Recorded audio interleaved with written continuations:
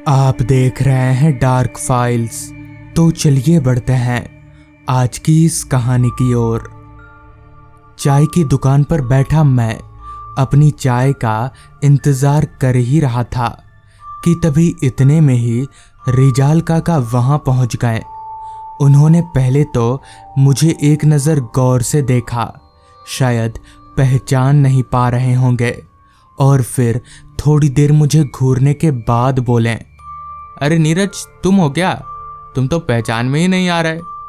मैंने मुस्कुराते हुए अपना सिर हाँ में हिलाया, जिस पर काका ने फिर पूछा, इतने सालों बाद गांव कैसे आना हुआ? इस पर मैंने कहा, जी बस काम से छुट्टी मिली तो आ गया, बस आज सवेरे ही आया हूँ। इस पर रिजाल काका बोले, चलो अच्छा हुआ सवेरे आ गए, वैसे भी रात बिरात ज़्यादा घूमना ठीक नहीं है। काका की आवाज में एक अजीब सा डर घुला हुआ था, जिस पर मैंने कहा, क्या बात है काका, रात बिरात घूमना सही नहीं है? मतलब चोर वोर का डर है क्या? इस पर काका बोले, चोरों का नहीं, किसी और चीज का डर है, जानना चाहते हो? मैंने हाँ में अपना सिर हिलाया, जिसके बाद काका ने शुरू की एक डरावनी दास्तां। दरअसल बात आज से 2 साल पहले की है। तुम तो जानते हो मैं यानी रिजाल रिक्शा चलाने का काम करता हूँ। एक दोपहर की बात है, मैं अपने घर पर खाना खा रहा था कि तभी घर के दरवाजे पर दस्तक हुई। मैंने दरवाज़ा खोला तो सामने गांव के मुखिया जी खड़े थे। तभी मुखिया जी बोले, रिजाल, कल कहीं दूर जाना है क्या तुमको? मुझे जरा कल पत्तापुर पहुंचा दोगे? मेरी बेटी के यहाँ जा रहा हूँ। इस पर मैंने कहा, ठीक है मुखिया जी, कल की तैयारी कीजिए, मैं आपको छोड़ दूंगा। हालांकि पत्तापुर हमारे गांव से काफ़ी दूर है, मगर मुखिया जी की बात मैं टाल भी नहीं सकता था, जिस वजह से मैं राज़ी हो गया। अगले दिन करीब दोपहर 12 बजे तक हम लोग पत्तापुर के लिए रवाना हुए। जैसा कि सफ़र काफ़ी लंबा था, ऊपर से रास्ता भी कुछ खास सही नहीं था, जिस वजह से पत्तापुर पहुंचते पहुंचते शाम हो गई। मुखिया जी की तरह ही मेरा भी वहां अच्छे से खान पान हुआ, जिसमें 1-1.5 घंटा और चला गया। मैं जब अपनी रिक्शा लेकर वहां से घर जाने के लिए निकला तो समय हो रहा था रात के 7 बजे का। हालांकि मुखिया जी ने मुझे वहां रुकने के लिए काफ़ी बार कहा, मगर मैं नहीं रुका। ऐसे किसी के घर रुकना मुझे सही नहीं लगता, और अब रिक्शा में कोई सवारी भी नहीं है। सही से रिक्शा चलाऊंगा तो 3-4 घंटों में पहुंच भी जाऊंगा।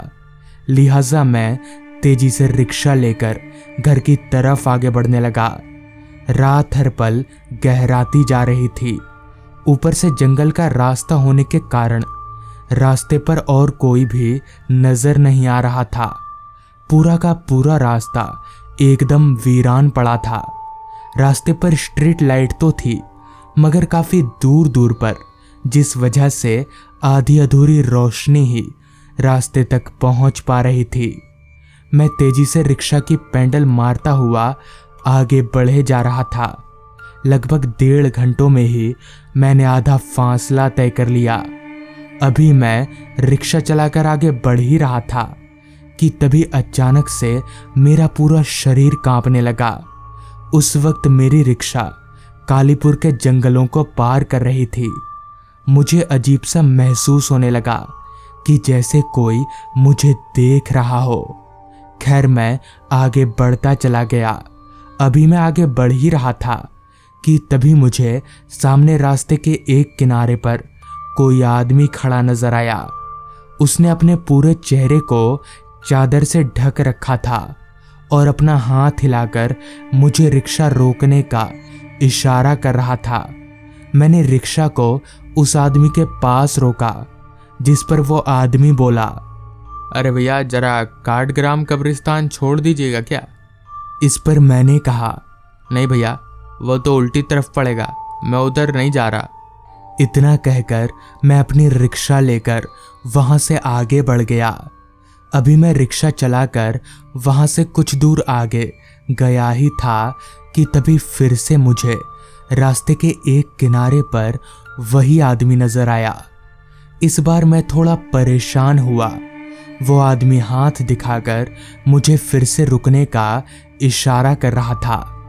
इस बार मैं उसके पास रुका और थोड़ा चिढ़ते हुए बोला, अरे भाई साहब, बोला ना आपको नहीं जा सकता उधर, एक बार में समझ नहीं आता क्या? इस पर वो आदमी बोला, थोड़ा अगर छोड़ ही दीजिएगा तो क्या जाएगा आपका, आपको मनचाहा भाड़ा दूंगा।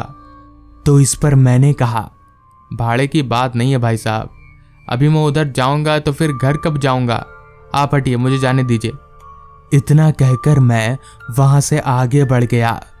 इस बीच मेरा काफी समय जाया हो चुका था, लिहाजा मैं तेजी से घर की तरफ आगे बढ़ने लगा।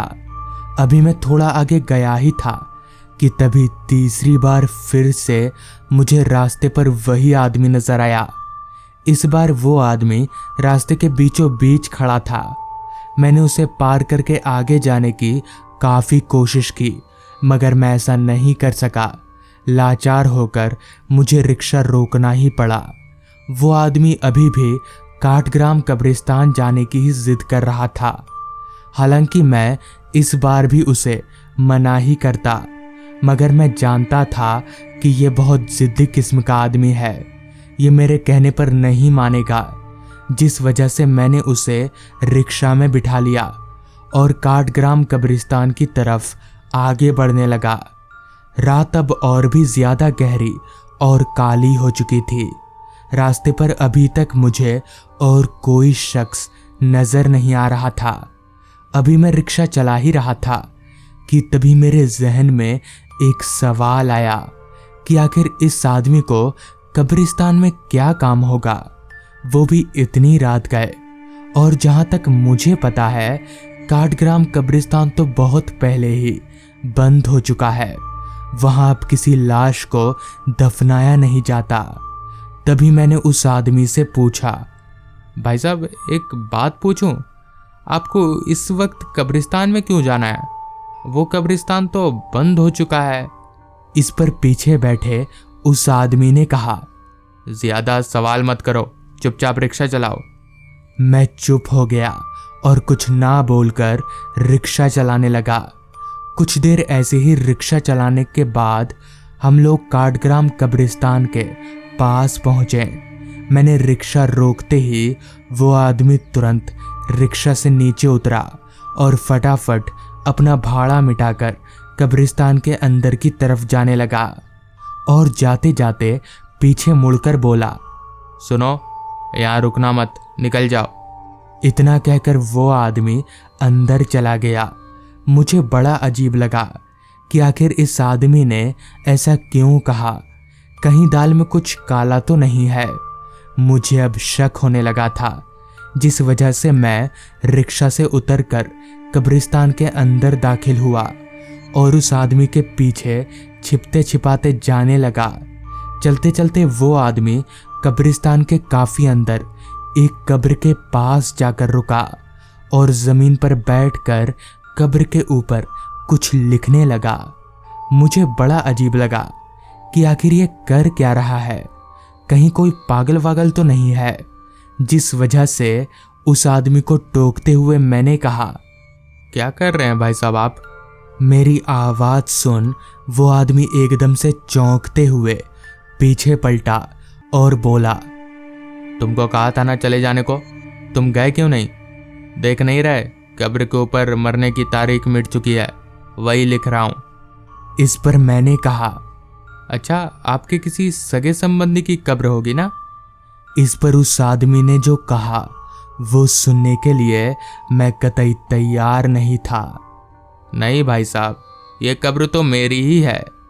इतना कहते ही उस आदमी के चेहरे पर लिपटा चादर अपने आप ही जमीन पर गिर गया। उस आदमी का चेहरा पूरा सड़ा हुआ था। उसके चेहरे पर कीड़े रेंग रहे थे। उसकी आंखें लाल चमक रही थी और वह आदमी मुझे देखकर जोर जोर से हंस रहा था। मैं ये सब बर्दाश्त ना कर सका। मैं तुरंत भागकर कब्रिस्तान से बाहर निकला और रिक्शा लेकर सीधे घर पहुंचा। और इस तरह से उस रात मैं मौत के मुंह में जाकर वापस आ गया। तो दोस्तों, ये थी आज की कहानी। अगर आपको ये कहानी पसंद आई हो तो चैनल को ज़रूर सब्सक्राइब कर लें। तो मैं आपका दोस्त आर्यन जल्द ही मिलूंगा आपसे ऐसी ही एक कहानी के साथ।